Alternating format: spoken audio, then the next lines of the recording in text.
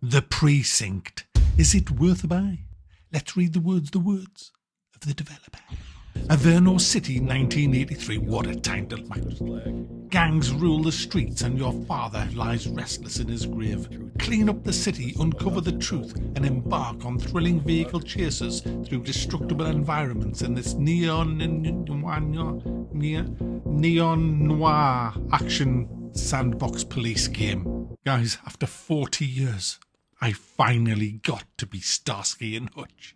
Suspect vehicle last spotted in Litchfield.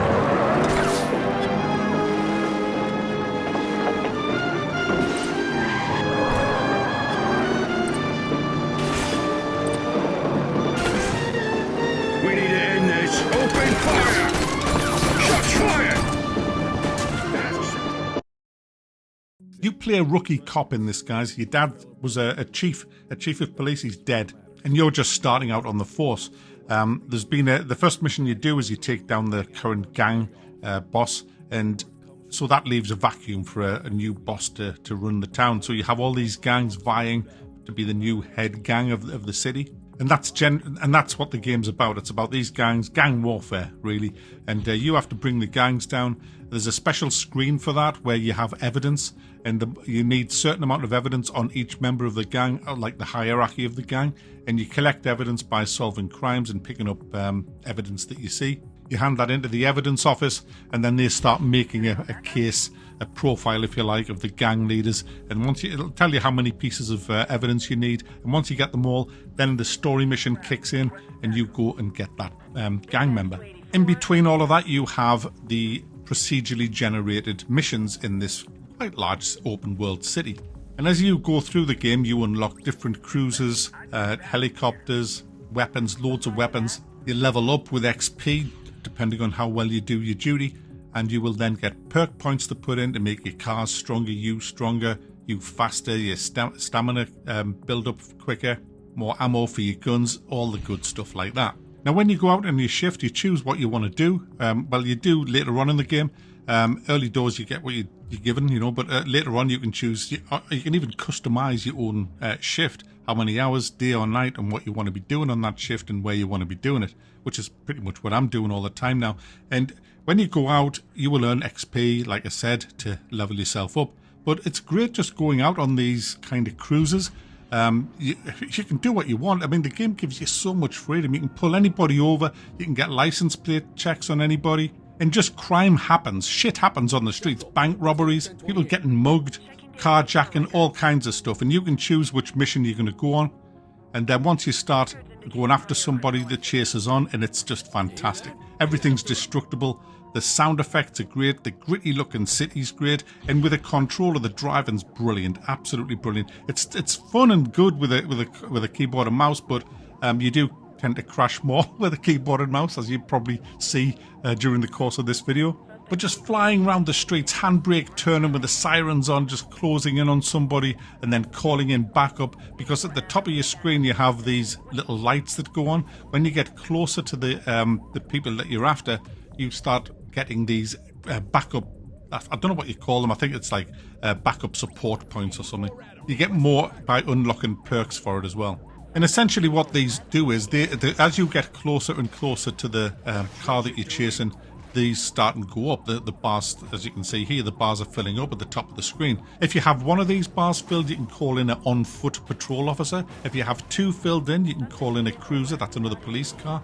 And then so on and so forth. You can call in helicopters, you can close a whole road, you can get spike strips, all kinds of stuff that you can call in the middle of a chase. And you need to use these because some of the chases you'll be having gang members in armoured like vans firing M16s at you.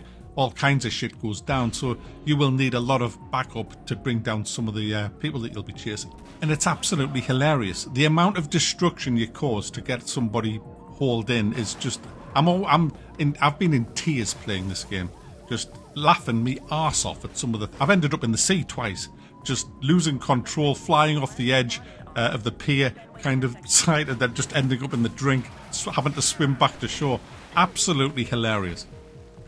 It's put a smile on my face all week playing this game the last couple of days, despite the fact that it's absolutely full of bugs.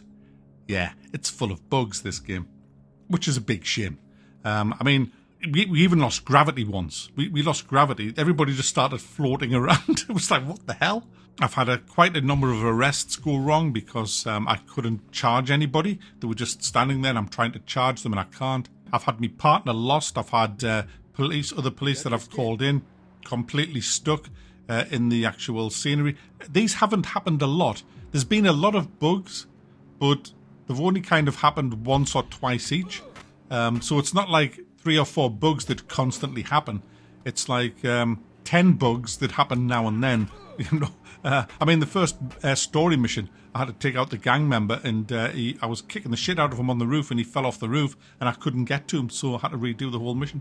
There's bugs, and it's a shame. It's a huge shame. It doesn't spoil the game, but it does make it damn annoying when it happens in the middle of a really good chase or something like that. But overall, the bugs will not, well, they haven't with me, they definitely haven't ruined the game for us. I absolutely admire the way this game's been put together.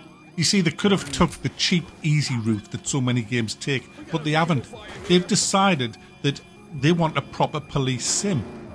And it's not really a sim, so I shouldn't have used that word, but the level of detail in this is great. I mean, you pull people over, you tell them to get out of the car, you question them, you look at how they're acting, you call an ID check, you frisk them, you ask them to unlock the boot of the car, you go and check what's in the back of the car, you breathalyze them, and then you've got to kind of build a case on the spot and think, well, were you speeding? Were you evading arrest? What were you doing? And then you click on the charges button, and then you throw all the charges that you have seen or know that they have done. You then arrest them, read them their rights, put them in the back of the cruiser, take them to the station and book them.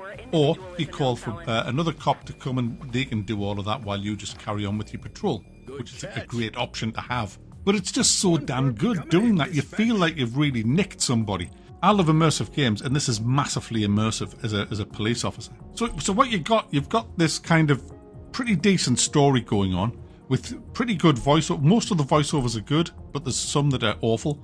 So you got that story going on, and then you've got this kind of continuous procedurally generated crime story going on that just happens. And even when you finish the main story, these crimes will just keep coming and coming and coming. So you can just go out on patrol forever if you want. And it's so much fun doing that, being out on patrol. But like I was saying, you've got this story going on, you've got this level of immersion, but then you've got the absolute comedy of everything going wrong when you're on a chase. Even when I'm in a big shootout with a machine gun, innocent people just get mown down and I just laugh. I can't stop laughing at them. It's just hilarious. I can't stress how funny this game is when you're playing it. You lose your self-control as well. When someone's trying to get away and you finally catch up to them and then they just run up and punch you in the face and knock you on your ass and then give you a kick and then run. And then they think, oh, no, I'm never going to get away, and they stop and they put their hands up and you get the green handcuff icon, which means, you're not now allowed to use force. These people have given up. You now need to cuff them, read them their rights and charge them. I get me nightstick out and beat the out. And I can't help. I've even shot some of them. I get so, I just want to, that's a good sign when a game does that to you. When a game is so immersive that you can't control yourself. It's just great. There is consequences for beating people up when they shouldn't, but I happily take them because it's only XP that you lose. That, I don't care about the XP. I feel good because I'm battered here in the fucking face. So there you go, guys. If you want it is repetitive and it is buggy, but it's absolutely hilarious. It's great fun. I've done about 6-7 hours in it so far. I'm not even bothered about the main story. I'm just having fun on patrol, having a laugh, causing chaos, and arresting and beating people up, and shooting the odd perp. It's just fun. You have the right to remain silent.